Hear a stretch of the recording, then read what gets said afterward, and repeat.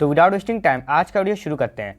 तो आज हम इस वीडियो में कैम्स के ऊपर बात कर रहे हैं एंड यकीन मानिए अगर आप वीडियो पूरा देख लेते हैं तो आपको इसके बाद कैम्स पे कोई और वीडियो देखने की जरूरत नहीं पड़ेगी। तो देखिए इस स्टॉक में टॉप से लेके अभी गिरावट तक नापने जाएं तो ऑलमोस्ट 42% गिरावट हो चुकी है।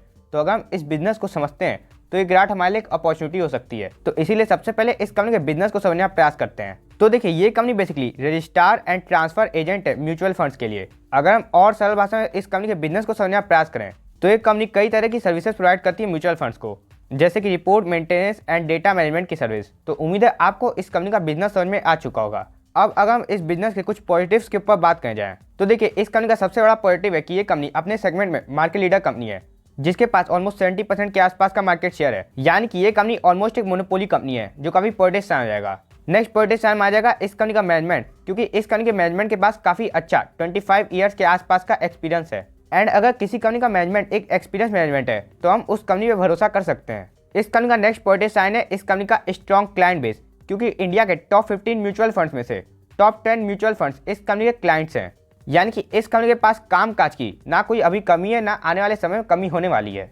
इस कंपनी का नेक्स्ट पॉजिटिव साइन है इस कंपनी का एसेट लाइट बिजनेस मॉडल, क्योंकि इस कंपनी का ऐसा बिजनेस नहीं है कि इस कंपनी को बड़ी बड़ी बिल्डिंग्स खड़ी करनी है एंड उसके लिए इस कंपनी को काफी ज्यादा पैसा चाहिए। ऐसा इस कंपनी का बिजनेस ही नहीं है। यानी कि इस कंपनी को लगातार अपने बिजनेस को ग्रो करने के लिए कैपेक्स करने की जरूरत नहीं है। एंड इस कंपनी का सबसे मेन पॉजिटिव साइन है इस कंपनी का एक ग्रोथ कंपनी होना, क्योंकि अगर आप इस कंपनी की पिछले 10 साल की सेल्स एंड प्रॉफिट ग्रोथ देखने आएंगे तो वो 12 एंड 19% से इजाफा की है। ये लॉन्ग टर्म में काफी अच्छी ग्रोथ मानी जाएगी। एंड साथ ही साथ ये ग्रोथ तो आगे बढ़ने ही वाली है, क्योंकि यूएसए के मुकाबले इंडिया में म्यूचुअल फंड की पेनिट्रेशन काफी कम है एंड अभी इंडिया डेवलप हो रहा है। तो जो यूएसए में पहले ही हो चुका है वो इंडिया में अभी होना बाकी है। तो इसीलिए इंडिया में भी म्यूचुअल फंड की पेनिट्रेशन बढ़ेगी एंड अगर ऐसा होगा तो अल्टीमेटली इस कंपनी में ग्रोथ जरूर आएगी। अब अगर हम इस बिजनेस के कुछ निगेटिव्स के ऊपर बात करें जाए तो देखिए इस कंपनी का सेक्टर ही इस कंपनी का पहला निगेटिव है, क्योंकि ये कंपनी एक थीमेटिक कंपनी है। क्योंकि देखिए ये कंपनी शेयर मार्केट के सेक्टर से बिलोंग करती है एंड शेयर मार्केट के सेक्टर में हर 3-4 साल में रिटेलर्स भर के आते हैं, तब इस सेक्टर में काफी बूम आ जाता है। एंड अभी वैसा ही बूम चल रहा है।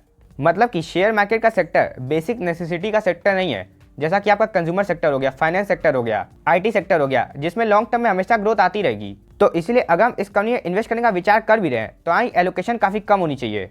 नेक्स्ट नेगेटिव साइन आता है सेबी, जो कि म्यूचुअल फंड के एक्सपेंस रेशियो पर काफी ज्यादा रेगुलेशन रखती है एंड हो सकता है कि आगे जाके म्यूचुअल फंड के एक्सपेंस रेशियो घटा भी दे। अगर ऐसा होता है तो म्यूचुअल फंड के पास हम आप पैसा मैनेज करने की कम फीस आएगी एंड उन लोग को अगर कम पैसा मिलेगा तो वो लोग भी कैम जैसी कंपनी से सर्विसेज लेने के बाद उनको कम पैसा देंगे, जिससे कि अल्टीमेटली कैम्स की प्रॉफिटेबिलिटी डाउन हो सकती है। नेक्स्ट नेगेटिव साइन आता है कि पिछले ऑलमोस्ट 2 सालों में प्रोमोटर्स ने अपनी होल्डिंग को 11% के आसपास ट्रिम किया है। हालांकि इसमें से 6% एफआईआई एंड डीआईएस ने बाय किया है, लेकिन ये निगेटिव साइन तो माना जाएगा ना। एंड सबसे मेन निगेटिव साइन जिसकी वजह से इस स्टॉक में इतनी गिरावट देखने मिली है वो है इस कंपनी की वैल्यूएशन। अगर हम आपको बताएं कि इतनी गिरावट के बाद भी ये स्टॉक सस्ता नहीं हुआ है तो आपके हो सकता है कानों पर विश्वास ना हो। तो इतनी गिरावट के बाद भी इस कंपनी का पी रेशियो 41 के आसपास है। वहीं इस इंडस्ट्री का पी रेशियो आप देखेंगे तो केवल 25 के आसपास है। अब बहुत लोग कह सकते हैं ग्रोथ कंपनी है तो इस कंपनी को हाई पी मिलना चाहिए। तो अगर आप इस कंपनी का पी इस कंपनी की ग्रोथ के साथ कंपेयर करेंगे, मतलब कि अगर आप इस कंपनी का पीईजी रेशियो देखेंगे तो वो भी ऑलमोस्ट 2 के आसपास है। यानी कि ग्रोथ के मुकाबले भी इस कंपनी को 2 टाइम ज्यादा पी मिल रखा है। तो हर लिहाज में इतनी गिरावट के बाद भी ये स्टॉक अभी भी काफी एक ओवर वैल्यूड स्टॉक माना जाएगा। एंड जब ये स्टॉक टॉप पे ट्रेड करा था तब इस कंपनी का पी 80 के आसपास चला गया था। तो आप समझ ही सकते हैं कि इस स्टॉक में प्रॉफिट बुकिंग क्यों आ रही है। तो उम्मीद है अब आपको इस कंपनी का बिजनेस अच्छे से समझ में आ चुका होगा। अब एज ए इन्वेस्टर आपका ये जानने का पूरा हक है कि जिसका वीडियो आप देख रहे हैं वो इस कंपनी के रिगार्डिंग क्या कर रहा है। कहीं ऐसा तो नहीं कि वो हमें खराब माल चिपका के चला जाए।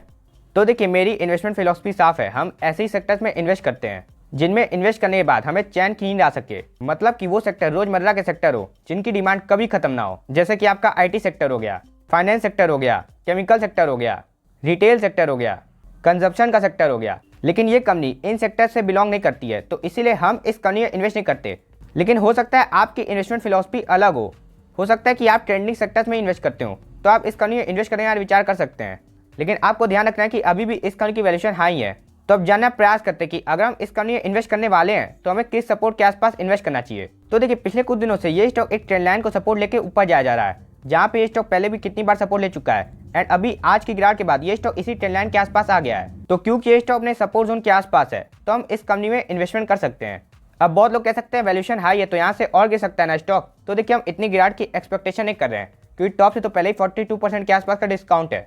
यानी कि इस स्टॉक में प्राइस करेक्शन हो चुका है। हो सकता है यहाँ से टाइम करेक्शन हो जाए, लेकिन ज़्यादा गिरावट की हम एक्सपेक्टेशन नहीं कर रहे हैं, क्योंकि देखिए पी रेशियो अपने आप नीचे आ सकता है अगर स्टॉक में टाइम करेक्शन हो जाए, साथ ही साथ कंपनी ग्रोथ अच्छी पोस्ट करती रहे। तो जिन लोग को इन्वेस्टमेंट करनी है वो लोग इस ट्रेंड लाइन के आसपास इन्वेस्टमेंट की स्टार्टिंग कर सकते हैं।